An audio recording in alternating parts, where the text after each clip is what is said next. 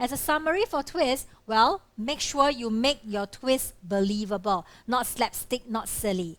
Okay, do not make the twist too outrageous. Sometimes some people will twist the story so much that it goes out of the way, okay, out of the blue, all over the place, and they don't know how to bring the story back, okay, to maybe an unforgettable experience.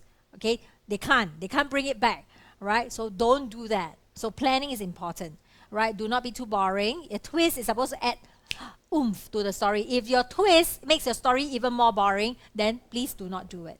Okay, do not spring something on your readers by absolute surprise. All of a sudden, dang, it just appears. Okay, and then after it just disappears. No, okay, you have to bring it in and then take it out. Let it flow in the story. Okay, you sketch out the plot, that's planning. Okay, and stay focused right from the start. Okay, if you have your proper plan, all right, right from the start, you know your twist is going to appear in the middle of the story. You are working towards that. Okay, once you work towards that, okay, and then when you hit the twist, you know that your story will flow. All right, so you have to stay very focused from the start. Okay, don't move here and there. Of course, having said that, it is okay for you to make a little bit slight changes. Like I always say, it's not cast in stones.